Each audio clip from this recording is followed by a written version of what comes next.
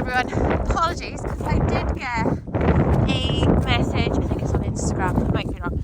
Somebody was asking how much do Dalmatians molt, and if you brush past them, how much hair do you get on you, if you smooth them or whatever, how much do you get.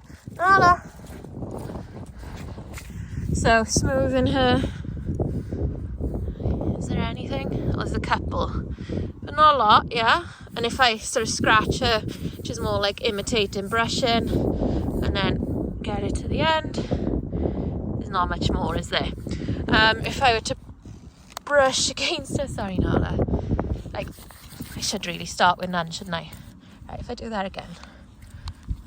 One hair. So, like, basically, Dalmatians will drop hair all year round. And twice a year, they actually truly molt, and it's worse. So, if you have like a little rubber curry comb or a zoom groom or whatever version of that, you've got to cling on. She's got a bit of grass sticking out of her bottom. You can sort it out. Oh, yeah, I haven't got anything to help you. Yeah. So, if you have like a little zoom groom, give them a quick brush outside. You don't even, like, once a week is probably enough, to be fair. Because the thing is, like, if you groom them, it stimulates hair growth. So you kind of end up in a sort of cycle of needing to do it a lot because you're grooming them. You got to do it enough, like, just so it's not everywhere in your house. And Dalmatians get very muddy. But if they get muddy, it tends to dry and just brush off. So I don't find that too much of a problem. But, like, their hair will get in your car boot. It will get on your clothes. It will get on your sofa if you let them on the sofa. It will get on your carpet if you've got carpet. Just get a good vacuum cleaner, though. And it's fine. You know, there's people that use, like, little sticky things in their washing machine to try and help it. I know people who only wash, like, dog beds and blankets in a separate washing machine. You know, all of that stuff. Sorry, I'm just picking up a ball, helps. But yeah, just get a good vacuum cleaner. And honestly, in the long run, it's so much cheaper and easier than a dog that needs proper grooming, because you've got to invest in the right brushes, the right sprays, the right shampoos, the right equipment, the right clippers if you're going to do it yourself, or you've got to pay for a groomer. And all of that costs a lot more money than a decent vacuum cleaner. And it takes a lot more time. Because if you think about it, good boy Lou, you're still going to end up needing to you're still going to need to vacuum and clean your house, even if you've got a non-shedding dog. And like the dirt and dust and leaves and stuff from outside, so it clings in their coats way more than it ever will on a Dalmatian. Good boy Lou. So that all adds up. He's such a dope. Good boy Loopy Lou. Yeah, so anyway, all of that will take as much cleaning, as much hoovering as a dog that sheds. And you still got the added time and expense of a dog that needs grooming or to go to a groomer's. So anyway, yeah, when people say, like, I want a non-shedding breed, I don't really get it. I mean, I think all you're really preventing is hairs on your clothes. Maybe. Yeah, anyway, that's... Oh, you better not be trying to rip that up, mister. Is that yours, Loopy Lou? So, yeah, anyway, that's that. Off to London town tomorrow. Yes, and we're thinking I might take Finnick, because Pod's already coming.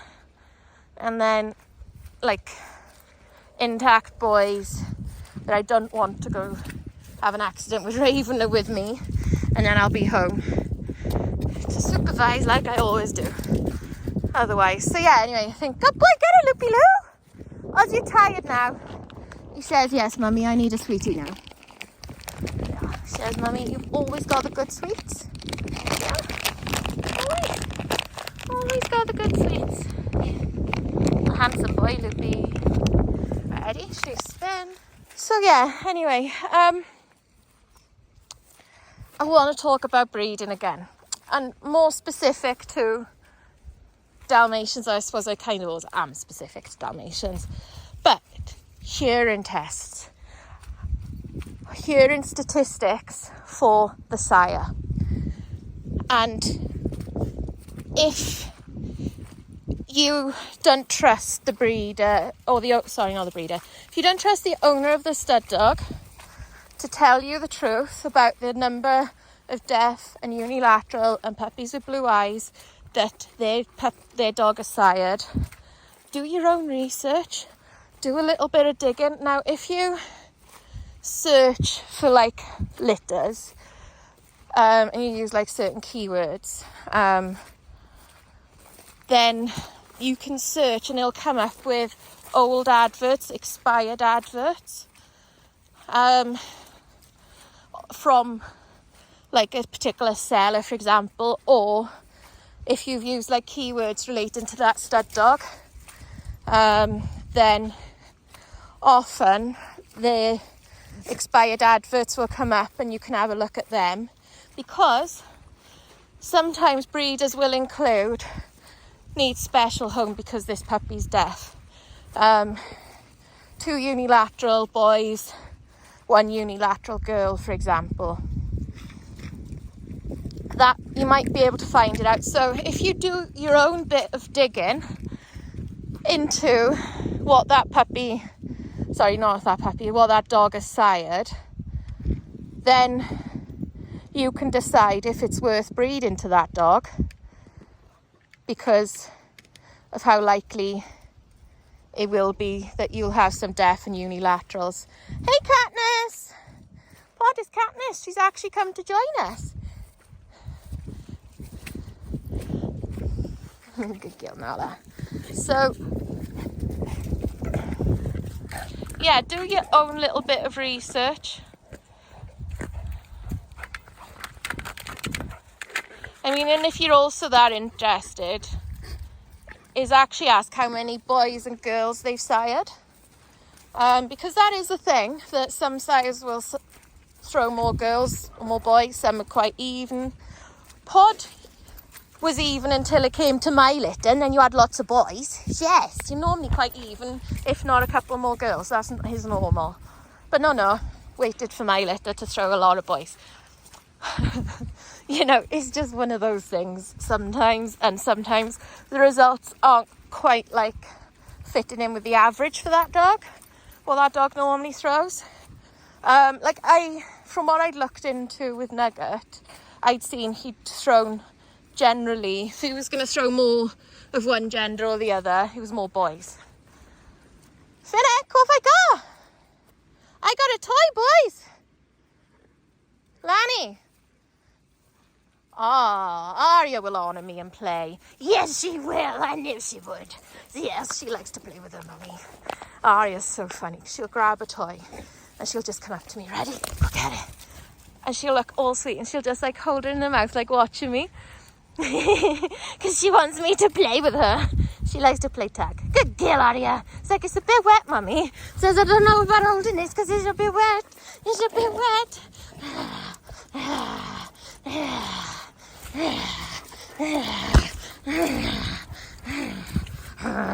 Good girl. Good girl. Get it. Get it. Get it. Get it. She's a good girl. And then she hit herself the ball. What she'll do as well is she'll growl at some of the other dogs. So like, see, she stands there. Good hold. Good girl. She'll stand there like looking at me like that, and then if the other dogs try and join in with our game, she'll growl at them because it's like it's her time with her mummy.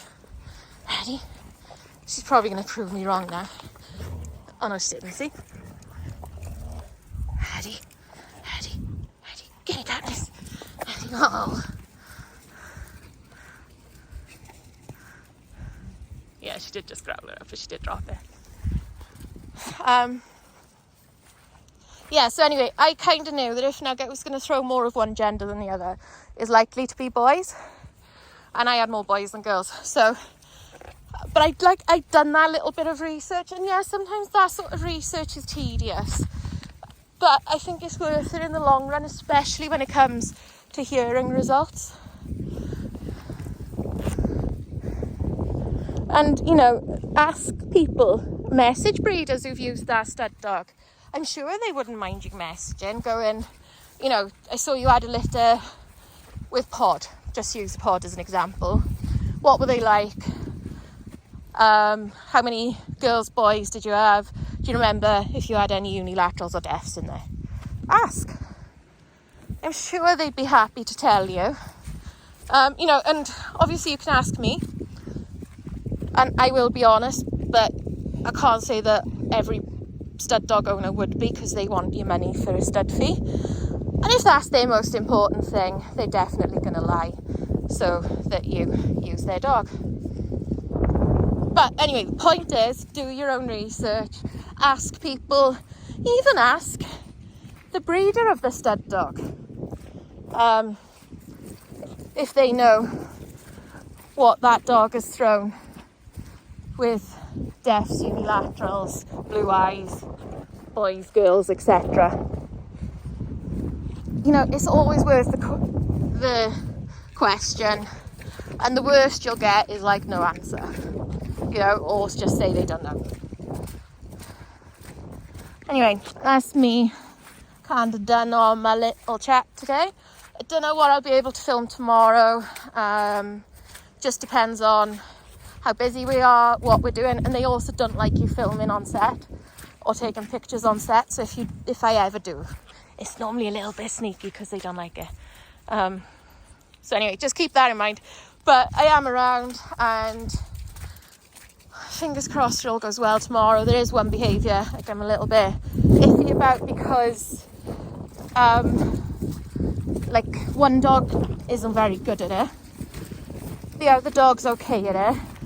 But the backup dog is quite good at it. So I kind of know the backup dog's going to be used for this one behaviour.